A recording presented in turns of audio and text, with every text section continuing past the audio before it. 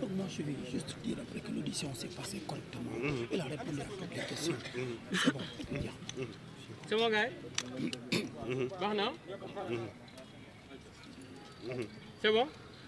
voilà mbokk yi ñu ngi leen di jaajëfal bu baax ginnaaw tey ci subaak léegi ñu doon déglu ki nga xam ne moom mooy suñu kilifa gi di Cheikh Bara Ndiaye moom nag dugg na ba génne dañ koy bàyyi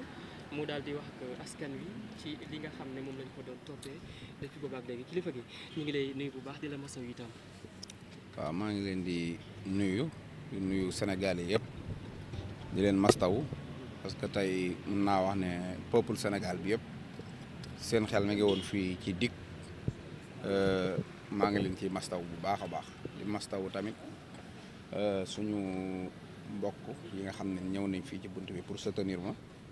ak suñu mbokk patriote yi nga xam ne ñëpp ñëw nañ fi ñoom sëñ Mara Niass ñoom Bayna Gueye ñoom nu mu tuddati sëñ Moustapha Diouf Lambaye gis naa ko fi ñoom Mampaate ak Lammiñu Daaru ak sëñ Assane Mbacké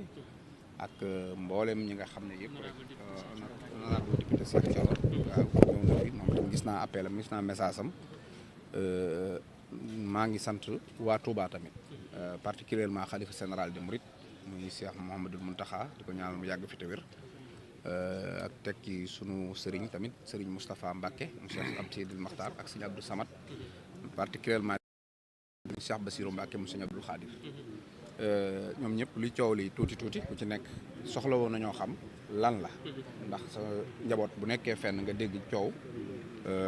ñu laaj lan la ak sama njaboot sama famille bopp tamit sama nijaay seexloo ak sama mboolem membre famille ak waa kër sëñ Daaru Assane Ndiaye yëpp waaw maa ngi waaw parce que nag man damaa nekk réew mi rek bu ma jógee bu ma yëngoo rek réew mi mooy yëngu moo tax waaw même avocat yi tamit maître Moussa Sarr mi ngi nii taxaw maître Bamba Cissé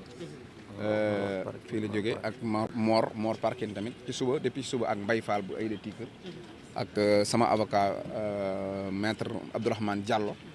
waaw sëñ Moudou Mbacké si Touba ñëpp rek maa ngi sant sénégalais yëpp voilà loolu laa mënta woon a ñàkk wax sax moo tax ma ñëw taxaw pour wax loolu parce que boo fekkee da nga jóg xelu ñëpp jëm fii boo génnee di nga wax génn nañ alhamdulilah ñëpp xam ko waaw ak Moussa Bane am na rakkandooy Bane boo xam ne mi ngi fi woon ñoom ñëpp ñu ngi fi woon waaw. alors ñi ngi seetaan sa sopp yi ñoom ñëpp itam bëgg nañu xam exactement li nga xam ne moom la doon toppee fan la mujjee. waaw maa ngi nuyu tamit groupe Walfadjri maam Biram Wàcc ak ñoom Salma ñoom ñëpp Sénégal yëpp daal rek pour mu interview bi bañ a gudd. waaw li ñu doon toppee tey dafa nekkoon affaire diffamation man ak mën naa wax sax mademoiselle Faye laa koy mademoiselle Faye laa koy wax waaw foofu laa yem ñun ñaar tey biñ ñëwee dañ ma defal audition bi ñu paree moom mu ñëw ñu defal ñu confrontation loolu moo tax kii bi yàgg pour ñu bokkale enquête bi mais xam naa loolu suma avocat yi ñoo ma ci gën a mën a prononcé parce que enquête mbirum yoon la du ma si bëgg xam fu may tàmbalee ak fu may yem mais li ma mën a wax daal mooy suñu jotaay bii taxaw tey muy ñoom sëñ Assane Mbacké muy sëñ Cheikh Thioro muy ñoom Mara Niass muy Lammiñu Daaru muy ñoom Diop Taïf muy Ndiaye Touba ak mbooleem patriote yi tey ku xool di nga xam ne am na lu am Sénégal loo xam ne musta am muy parti au pouvoir bu taxaw ci buntu buy toogaanu ci buntu commissariat di régler ab problème def naa ne loolu kenn mësu ko gis loolu benn la ñaareel bi nga xam ne am na si mooy man bis naka tey daaw maa ngi woon central nekkoon ci loxo yoon police moo ma soxla woon bi may jël si bu violent la ma jël si ay fetal la yore ñëw dajji sama kër yor dóor sama biir kër ay grenade lacrymogène te pourtant même police boobu moo ma woo tey ma ñëw wuy si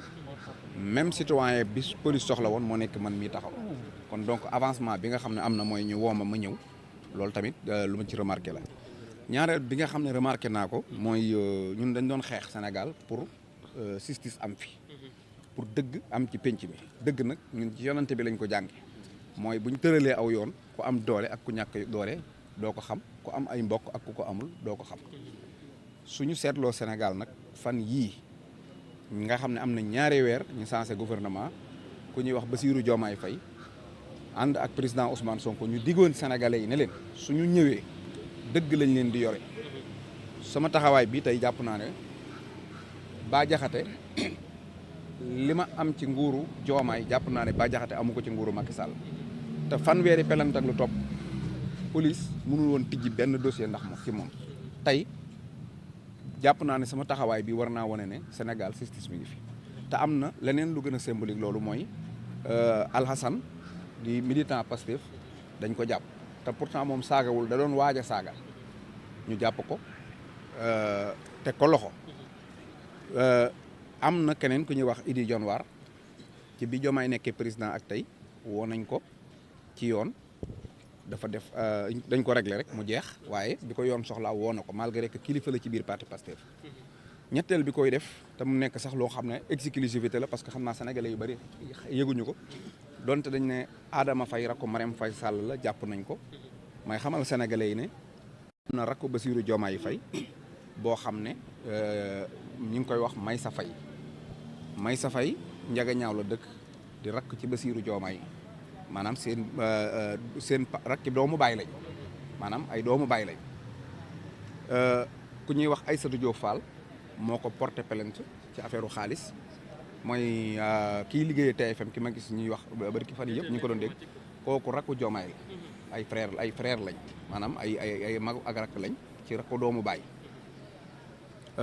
bi nga xamee ne Aïssatou Diop Fall daf ko porté plainte mu ñëw wuy si dak ci police ñu am enquête bi doyul procureur dafa garde à vue rakku Bassirou Diomaye boobu di Maysa Faye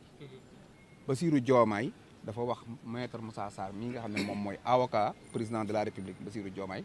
daf ko sant rek mu ñëw taxawul ko ab client rakam bi mu ñëwee taxaw en tant que avocat dañ ko garde à vue mu fanaan ci karo yi bi mu xëyee dem dem commissariat dem ca parquet ba mu nekkoon affaire xaalis ak lii nga may fay lii laa lay fay ñu mujj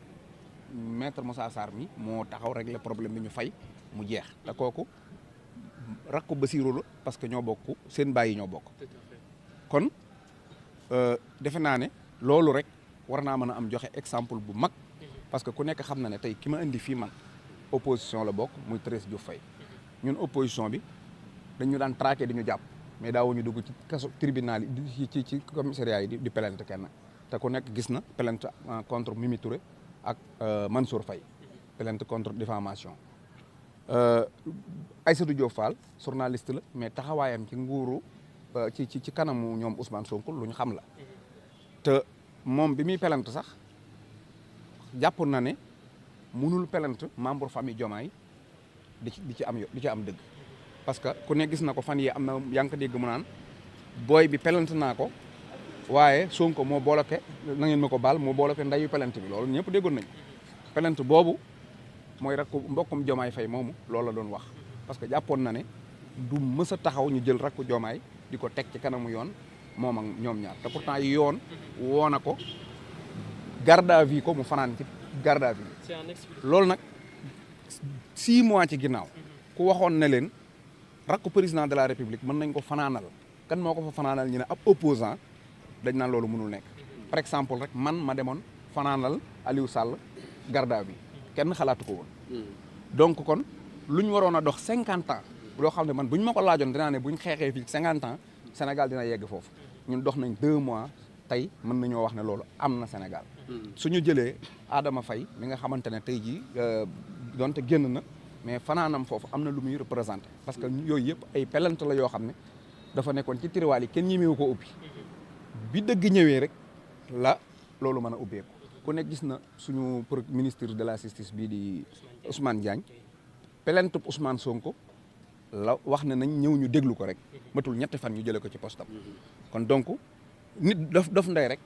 benn commissariat mosu taxaw ñemee woo ko kon dañ naan xam ne loxo bu jubadi dafa nekkoon ci biir yoon loolu nag xeex nañ ñun sénégalais yi ba dindi ko ba loxo bu jubag bu jubatul amatul yoon moo libre di def liggéeyam man loolu moom laa mën a loolu daal moom laa mën a wax loo xamante ne dinaa ci mën a dugg parce que. d'accord sa diggante actrice fu mu mujjee. waaw sama diggante actrice dama am ay avocat xam naa ñoom dinañ ci mën a wax parce que comme affaire dossier la du ma ci mën a wax lu bari mais daal en tout cas man maa ngi dalal xelu ñi nga xamante ne surtout man waa Pastef sax laay wax man xam ngeen ma ça fait longtemps maa ngi def ay émission di wax bi wax di jafe ñu may rëbb saa bu may wax commissariat yëpp di ma déglu laa daan wax ba taxaw fii bërki démb wax naa leen fii que ne leen Farba Ngom am na 600 terrain su ngeen dégloo émission boobu wax naa leen ne leen jërul Diomaye di yàkkamti ñoom ñëpp coowul suuf moo leen di indi ci commissariat yi defe naa ne bu ngeen ko waree xool di ngeen ko gis te des nañ yeneen man yàlla natuwuma may faral di waxe suma bakkan wala may wax lu mu xamul voilà man nag bi may dugg ci buntu bu mag bi laa jaar gis ngeen ma ki jaar ci paxu kañe yi jaar ci paxu kañe yi génn kooku bu amoon lu ko neex dina ñëw fii wax ak yéen parce que xam naa na mën a micro waaye nag amul problème ñun li ñu war ñi ngi ci incha allahu taala daal amul lenn lu nga xam ne dinañ ko wax te leeruñu wala ñu dem ba ci kanamu yoon ñuy layam-layami li si biir enquête bi nag man mënu ma si prononcé dama koy bàyyi ak suma ay avocat liñ si mën a wax ñu wax ñun daal mu ngi gërëm Ndeye Ndiaye Tyson gërëm ñoom Lamine Niass ak Mor Parkin ak Xelcom électronique ak ñoom Abo Tall Lamine Daaru ñëpp ñu ngi gërëm ñëpp di wax lii vraiment man sax bett na ma quoi parce que xaw ma woon que ne sax sénégalais yëg nañ ne man dama fi war a ñëw lii moom ay kii la match amical la quoi waaw match final bi dimanche la Grand Théâtre pro woote na keroog samedi pour le premier bale mbedd yi léegi day woote dimanche pour bale bopp yi waaw